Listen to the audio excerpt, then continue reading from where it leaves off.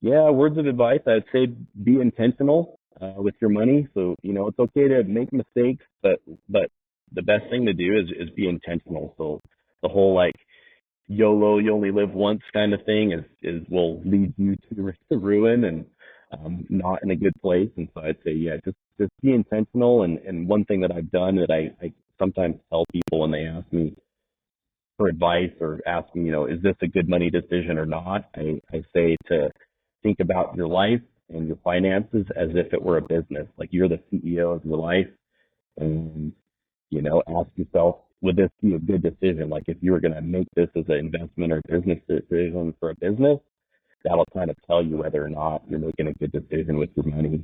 Welcome, millionaires and future millionaires. You're listening to the Millionaires Unveiled podcast, a show where you'll hear the stories and interviews of everyday millionaires. We'll unveil their decisions, their strategies, and their portfolio allocation. Now to your host, Jace Mattinson. Welcome back to another episode of the Millionaires Unveiled podcast. This is episode number 383. This is the podcast that takes you behind the scenes with self-made millionaires to reveal the real stories, hard lessons, and surprising truths about building wealth.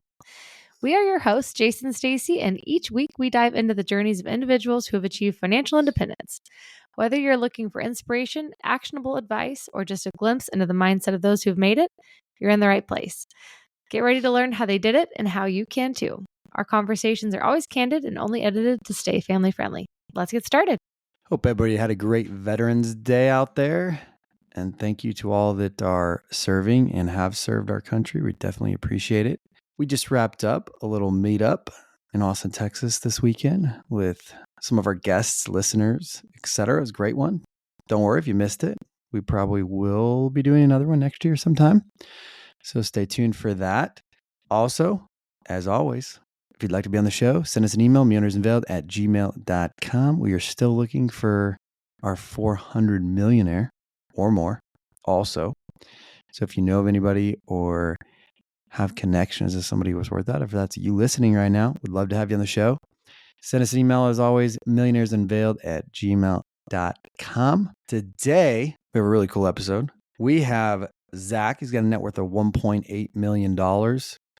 And he is in the mining industry, which is the first person, a massive industry in our country and around the world, but the first person we've had from that industry.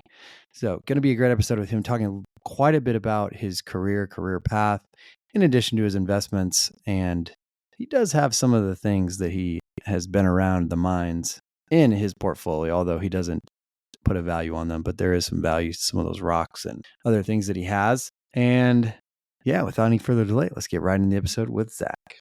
Zach, do you want to just give us about your background and what you're up to now? Sure. So yeah, my name is Zach Larson. I live in Arizona. I work in the mining industry. I'm 38 years old, 2.5 kids, so 2 and 1 on the way pretty soon. Yeah, that's me. Congrats. When's the new little one coming?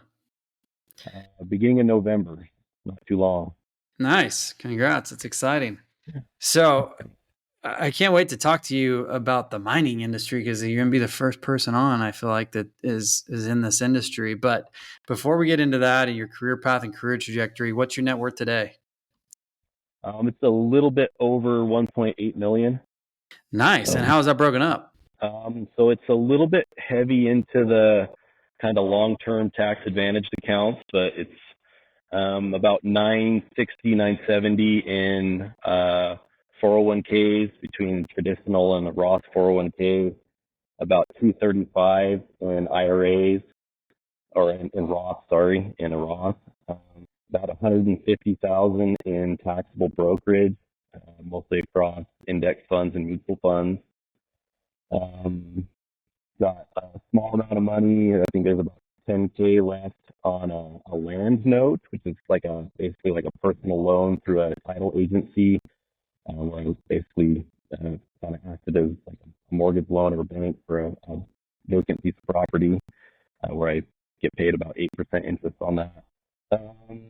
About 16,000 in an HSA, about 77,000 just sort of in cash high yield savings account.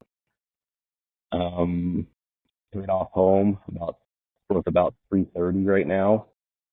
And then just some other miscellaneous stuff, that's, you know, vehicles, guns, four-wheelers, things like that.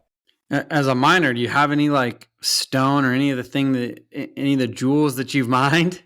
Yeah, I actually do. I mean, that doesn't necessarily make up any part of my net worth that I consider, but yeah, I mean, I work in mining obviously, and so I get to travel around the country and get to go to a lot of mine sites. So I have a lot of different rock specimens, and some actually have some value to them. One of them's kind of a neat one that one of the mines I work on. So I'm involved in mine reclamation and mine closure, and one of the mines is an old turquoise mine. So I've got a fair bit of turquoise that's kind of well known within the, I guess, jewelry and jeweler industry. So people out there may have heard of Sleeping Beauty turquoise, and so that is something that I have a bit of because I get to work at that mine. Nice, that's Just a awesome. hobby, though. Yeah. Yeah. So let's break down here a little bit. You've got quite a bit in tax advantaged accounts. When did you start putting money away into those? Yeah, so I started. I was really lucky to have a father that really set me out on the right path in terms of finances, and so from a pretty early age, from the first time I actually had a job where I got paid sort of an actual, got a W-2 and had to pay taxes. I had a Roth set up, so I've been contributing to a Roth since I was about like probably 14. And then as soon as I got kind of a full-time adult job, I guess, out of school, I immediately, as soon as I got that job, contributed sort of the maximum allowable contribution from my paycheck, which at that time they allowed me to contribute up to 30% of my paycheck, sort of regardless of what the contribution maximum was as far as getting the tax deferral. But so basically I put 30% of my paycheck into the 401k since I started working. And then I've since backed that off, but that's sort of why I'm probably a little bit fired into those tax advantage accounts. I lost the audio there. How old were you? I missed that. Sorry. How old were you put that first investment in there? Yeah, so probably about 14. So that's when I got probably my first W-2 job where I was paying taxes. I worked as a cook in Red Lobster when I was like 14, but I'd worked previously to that, but that was the first job where I got a paycheck and paid taxes, and so my dad helped me out, set up a Roth account for me when I was 14. So I've been contributing some to that, and been contributing the max to that kind of ever since I was able to. So Red Lobster made you a millionaire. I wouldn't go that far. Yeah, when I started that job, I think I made like $6.15 an hour, and I remember, I did work really hard at it. I tried to show up, early and stay late and do anything they asked me to do. And I remember the manager came out at one point and was really excited, said, "We're going to give you a big raise. This is a deal. You've done such a good job." And I think I got a raise to like $6.50 an hour. So I wouldn't say that Red Lobster made me a millionaire, but that was my sort of first real job. Good for you. So you started putting money in there. Have you always essentially maxed it out or put as much as you can from when you were 14? Probably not. So, I mean, through my sort of teenage years, I did contribute, but not probably anywhere near the max. But about the time I kind of got into college, I did contribute more. I don't know if I necessarily maxed it out, but I probably did whenever I was able to. But certainly since getting out of college, I've definitely contributed the max amount at that point. So, and that does include, so between my wife and I, her Roth account, which actually I opened for her, and we did a rollover into that Roth account when she sort of left the previous job. Nice. So as you started kind of putting money into there, at what point did you start seeing that really start to snowball for you? That's a good question. It actually kind of took a while, and I remember through a lot of years in the beginning, probably up into like my early 20s, being kind of discouraged about doing that. And that, my dad kind of kept telling me, "No, keep doing it. Just contribute. Don't look at it. Don't worry about it. Just contribute no matter what." And he said, at some point, you're going to kind of look at it down the line, and it will really surprise you how much it's grown. And, that was true, but I remember there was a period of time there, probably in my early 20s, where I just felt like I kept contributing to it. And I would look at the total account value, and it would be just flat. Like it was almost like that money just seemed like it disappeared. It'd be sitting stagnant. The account sat at like $20,000 for a long time, and then lo and behold, markets change and markets start to go up, and I did luckily continue to contribute to that. And looking back now, that specific my Roth has about 150,000 in it, and the Roth that I started with my wife, hers is at probably 85,000. Did you ever not contribute or stop contributing or slow the contributions at all? Not to my Roth. So once I, had a full-time job and was making, enough money to cover expenses and have enough excess money, I've always contributed the maximum to the Roth. And I've also contributed the maximum to my 401k for most of my working career up until just maybe the last year or so, because, I've got a lot of money in sort of that future retirement tax advantage accounts, and I'm trying to kind of balance it. I generally sort of break up my accounts and allocation of my finances into kind of three buckets, kind of a short term use right now, sort of the savings account, high yield savings account, checking account, mid-term money, which is sort of my taxable brokerage, and then the long-term money. So right now I've kind of reduced a little bit of what I'm contributing to my 401k, but I still contribute the max to my Roth. And now I've increased sort of my contributions to my brokerage account. And that's just sort of because I have some goals, potentially to upgrade, maybe at some point purchase a bigger house that would be maybe sort of like a long-term, maybe dream home with a little bit more land than what we currently live in right now. So let's talk about that a little bit. You've made this shift in decreasing contributions 401k. You're still maxing out the Roth and putting more towards your brokerage for this potential dream home. When did you kind of make that switch and that transition? And then I'd love to hear a little bit more just kind of around the psychology of doing that. Why keep contributing 100% to the Roth, but less to the 401k? I mean, do you think you're going to make more money down the road, in the future, that it makes sense or whatever? I mean, talk me through the psychology of kind of where you're at on that. Yeah, that's a good question. It's something that I've thought a lot about, trying to at least build a plan and a strategy. And so I to a certain extent, have a goal of 45 years old, so about 7 years from now, 6.5 years from now, being in a position to be able to retire and or sort of quit working my full-time job and transition that to either a fun job or scale back work.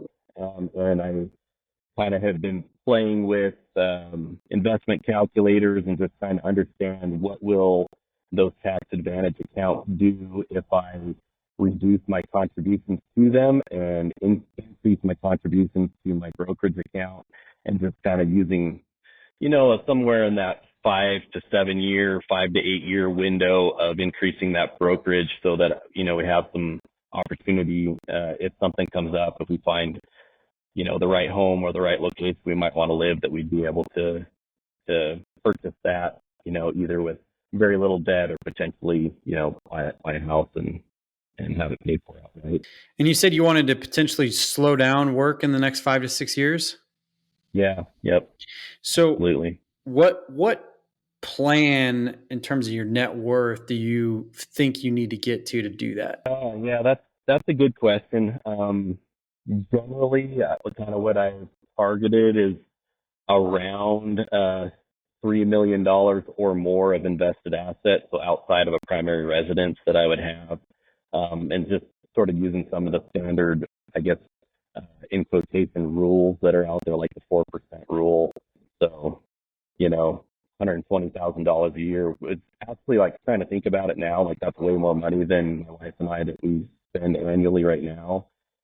So I don't know how we would spend that much money, but that's kind of that's the target, and that's kind of where I've been looking at sort of the financial calculators and investment calculators, and kind of targeting that about 45 years old, and then at that point, maybe having a job, but not necessarily because I need to make the money. It's just more, staying busy. I do enjoy what I do.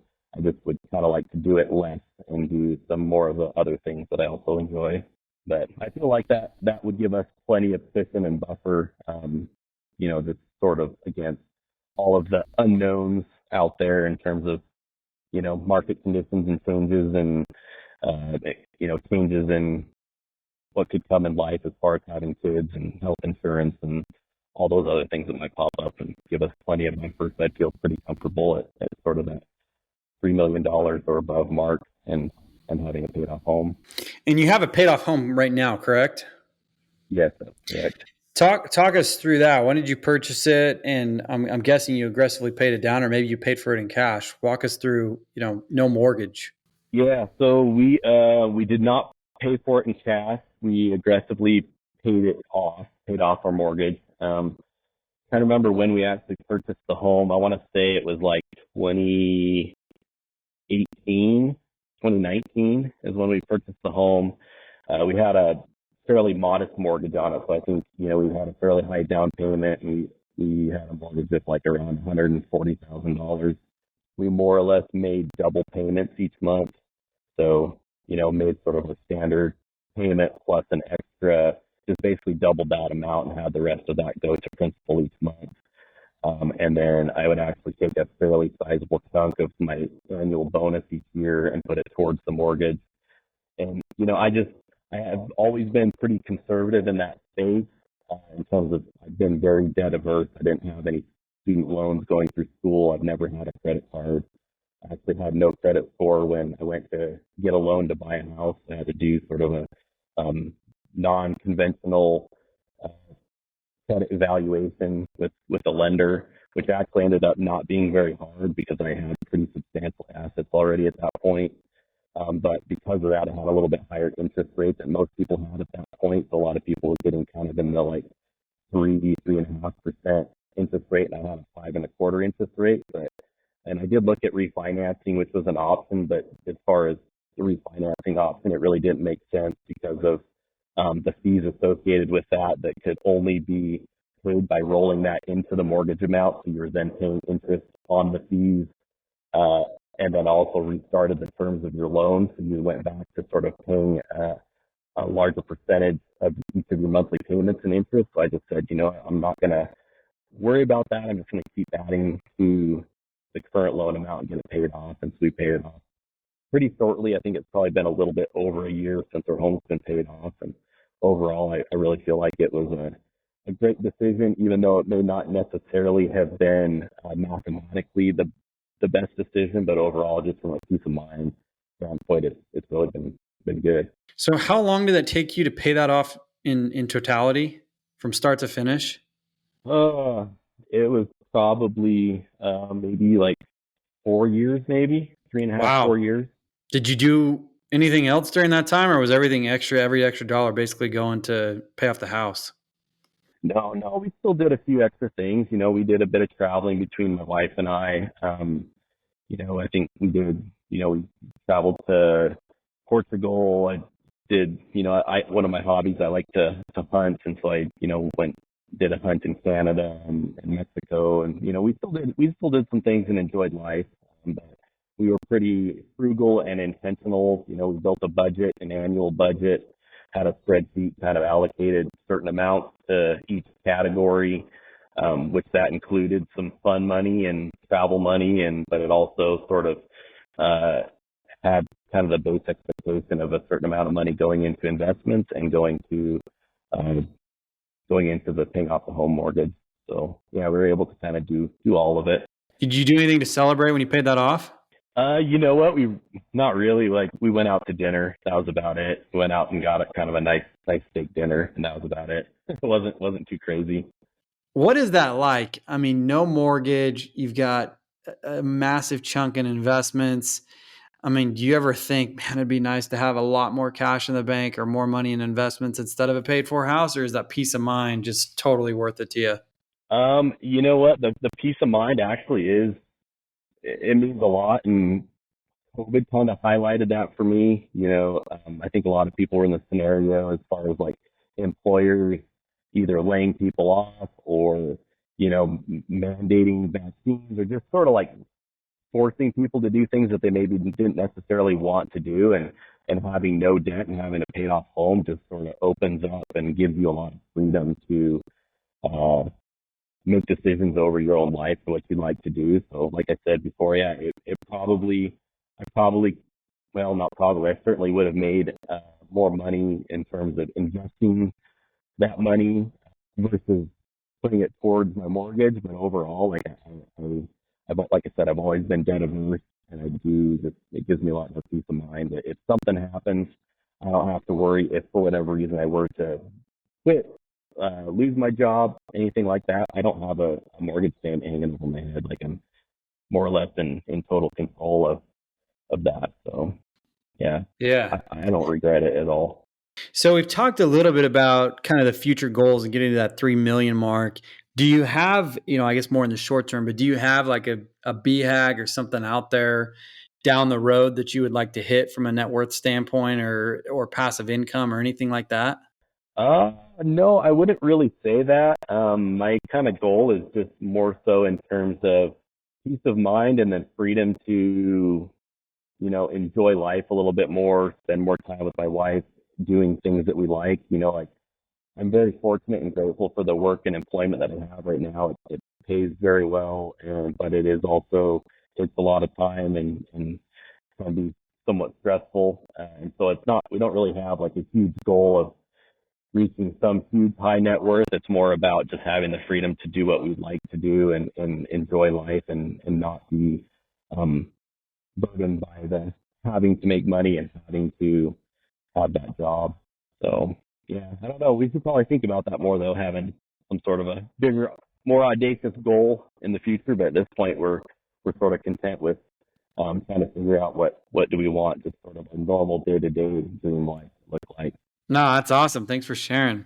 So I want to get into your career path and your career trajectory because I think it's very unique and something that is very critical to kind of our economy and really even global economy, but I don't think it's talked about very often. So talk to us a little bit about the path that you took and when you made the decisions that you did that have kind of led you to where you are now. Yeah, sure. So I grew up in Arizona. Mining is a very prolific. It's a big industry in Arizona. So there's a lot of copper mining specifically that happens in Arizona. I knew of that growing up, like in sort of elementary school. We toured a copper mine, but I never ever thought about or contemplated or considered going to work in mining at all. But I've always been very interested in and passionate about the environment, the outdoors, nature. And so that's always been something, even before getting professional education, I always sort of read books about, was interested in, checked books out of the library about geology and soils and animals and plants. And so when it kind of came time to getting a formal education and picking what to study, I didn't really know what I wanted to do, but I knew that I wanted to have some sort of a career that involved the environment.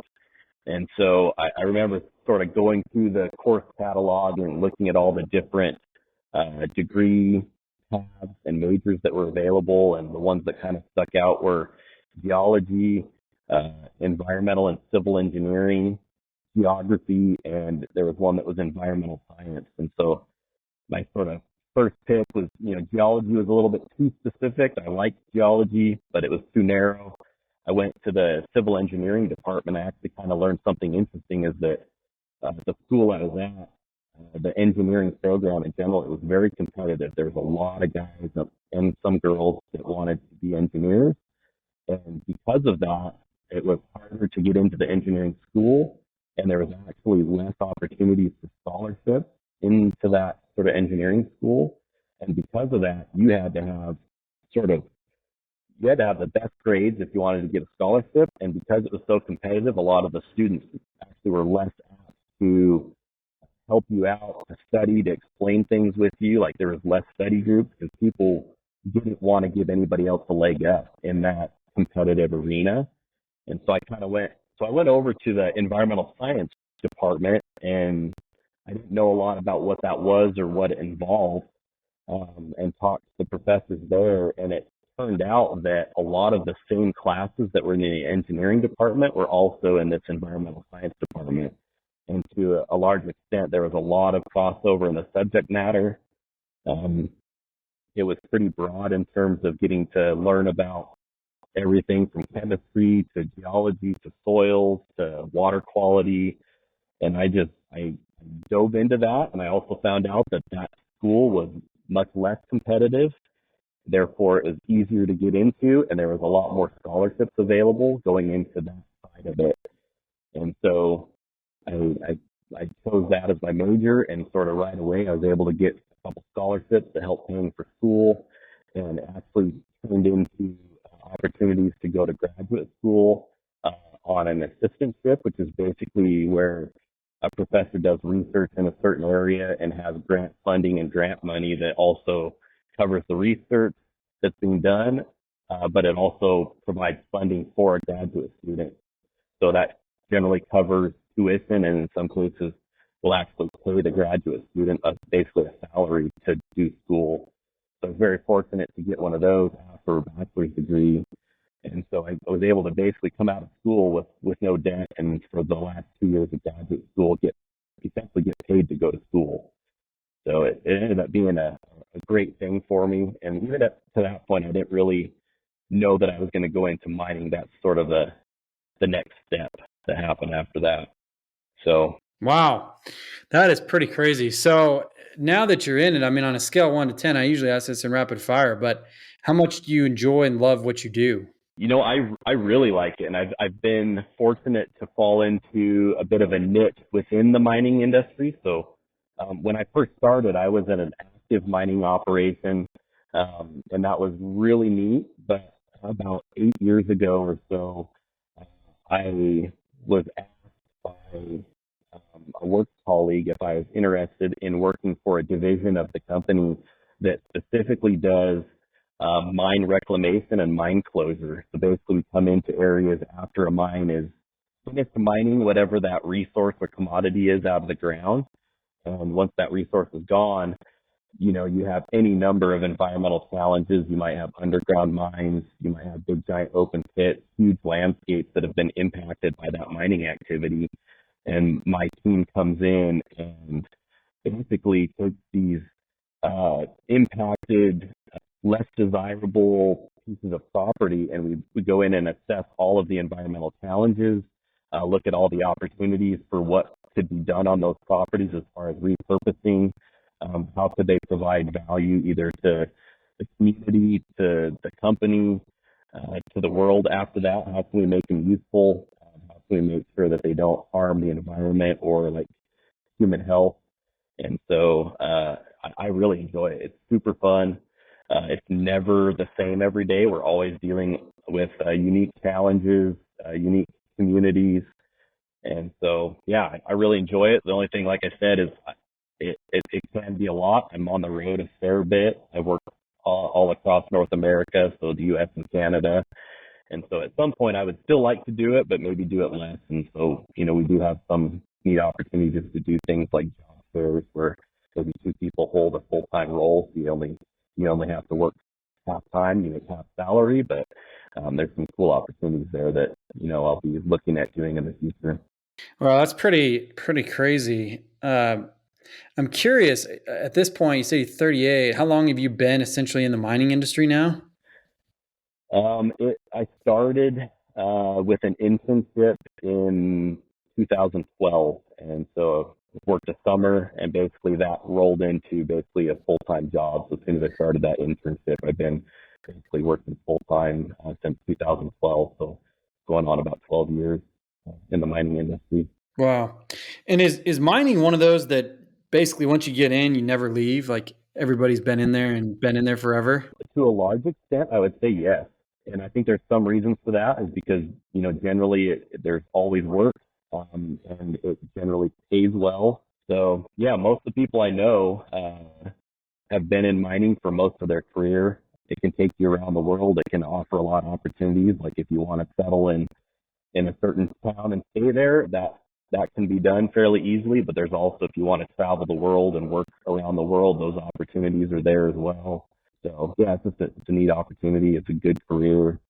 I'd recommend it to people. Like I said, I wasn't really fully aware of it and didn't really consider it before, but it's neat, and it's also neat to be involved in basically everything that we touch or do, your car, your home, your computers, the roads you drive on, basically everything that wasn't grown was mined somewhere. So it's cool to have that connection to producing the raw materials and the resources that basically make our world go around. Yeah, it There's a lot is. of pride that goes with it. Yeah, I can definitely see that. And it is pretty crazy. I mean, you realize how massive one that industry is, but two, I feel like it just doesn't get talked about enough in some respects, and how important it is for, our global economy and economy here domestically for sure. Yeah, and you know what? I mean, that's actually probably a self-inflicted problem that most people aren't really aware of or don't hear about the mining industry, because for many years the mining industry kind of as a whole tried to more or less pull a curtain around themselves or veil themselves because they were trying to avoid opposition or groups that are anti-mining, anti-resource extraction, and they've kind of done themselves a disservice to where there actually is a shortage right now in the industry of professionals and of mining professionals, people that have the expertise to support this career field. And so, anybody that's out there that's listening and not sure what to do, it's something to really consider. There's a lot of opportunity and will be a lot of opportunity in the future in the mining industry for really good jobs and good careers and good salaries. Especially going forward, there is a bit of an energy transition people talk about in terms of electrification of our world, kind of going a little bit away from fossil fuels and having electric cars. Well, all that means is a huge increase in the natural resources that are required to, build electric motors and build more cars and upgrade all the electronics and infrastructure around the whole world. Yeah, it's pretty remarkable. So let's wrap up with some rapid fire questions. What's the most expensive pair of shoes or pants that you've purchased? Pants, probably just like a $40 pair of blue jeans. Boots, I've spent a little bit of money on shoes. I'd say probably like $250 on boots. So like some really good hiking boots, and then also working in the mines, having some like really good comfortable steel toe boots. If you're working in the mines all day, you need to have some good shoes. So probably about $250. Okay. What about the most expensive meal out?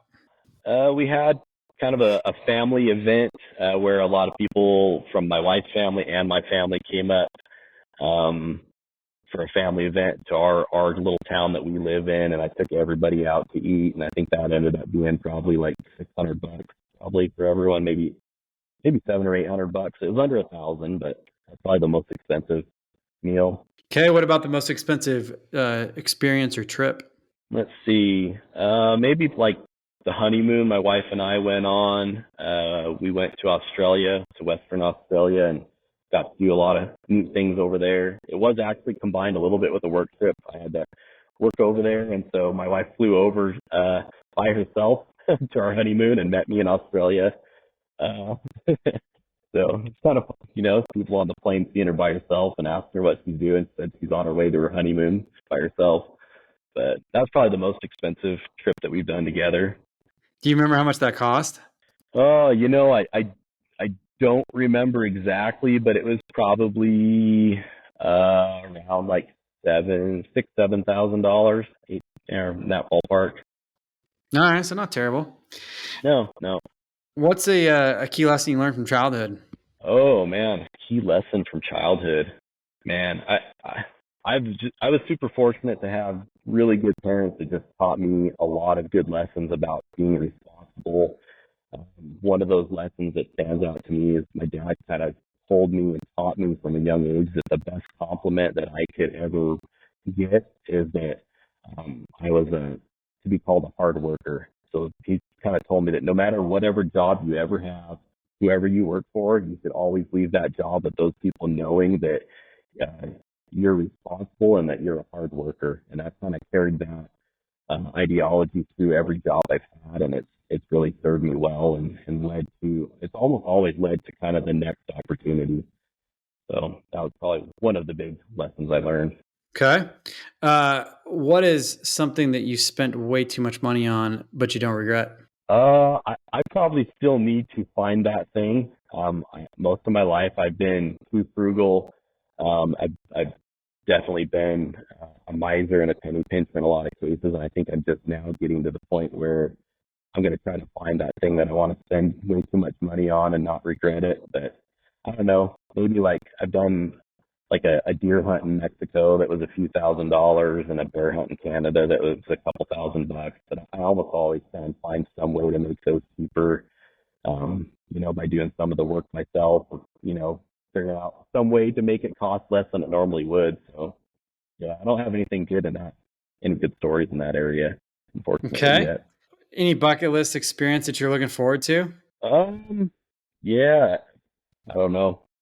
For me personally, there's some hunting adventures that I'd like to do at some point in the future, like hunt mountain goats or ibex somewhere, like a Himalayan ibex. I think would just be probably one of the coolest adventures I could go on. Okay. What's the dumbest thing you ever wasted money on?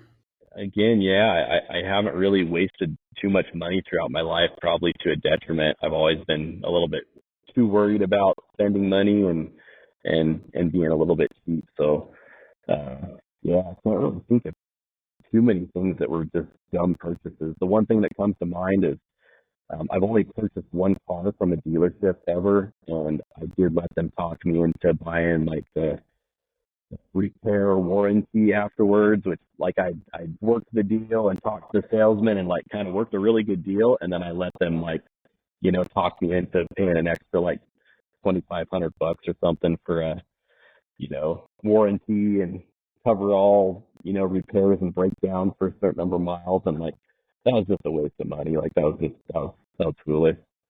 But it's okay. Okay. What was your first job, or how did you earn your first buck? Oh man. I guess it might be Red Lobster, or was it before then? No, before that. I mean, actually, so I remember when I was pretty young, about like 8 years old, like I really wanted to get a BB gun, and I remember asking my dad for one. He's like, "I'm not giving you anything. Like you can get a job, like you can work around here." And he's like, "If you really want to make money, like every house in our neighborhood, they'll pay you to do something." And so I actually went knocking door to door when I was pretty young, just asking my neighbors, like, "Hey, do you have anything I can do? I'll do anything you want me to do to make some money." And so from a pretty young age, I was like mowing people's lawns and pulling weeds in their yard and painting for them. And I even kind of did that later into life, like even after high school, before college. Like I was at a point where I was pretty well broke and really needed to make money. And I just basically did that same thing as like maybe 20, 21 years old, went and knocked door to door and told people that, "Hey, this is who I am. My name's Zach Larson. I'm trustworthy and handy, and I can do anything you need. I need to make some money, and I'll do whatever you need done around your house." And I ended up doing landscaping and cutting trees down for people and, lawn care and all kinds of stuff. And so, yeah, done a lot of different things to make a buck. Nice. What's a closely held belief that you once had that you recently changed your mind on?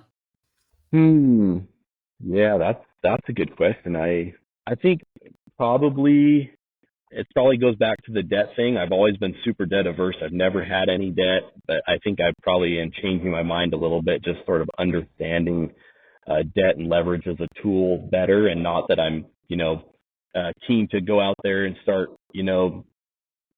borrowing money and trying to leverage myself into bigger positions. But I think I understand it now and just don't see it as like the super scary, under no circumstances thing that I used to. Whereas now, like if the right opportunity were there in something that I understood, I wouldn't be afraid to use debt. Okay.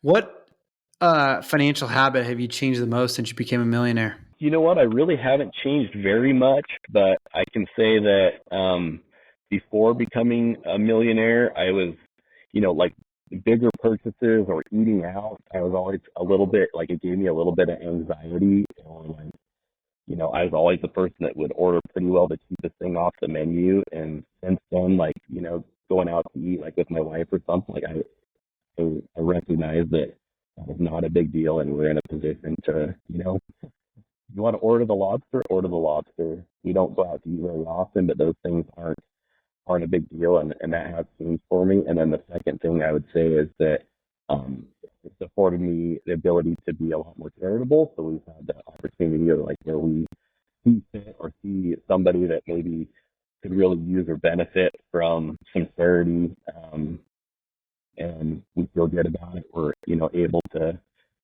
do some of that stuff, whether, pay somebody the mortgage per month or, help somebody with a medical bill or something like that, where it's never loaning money. It's just, just doing something nice for somebody that deserves it. Awesome. Any last words of advice for somebody who's just starting out on their journey?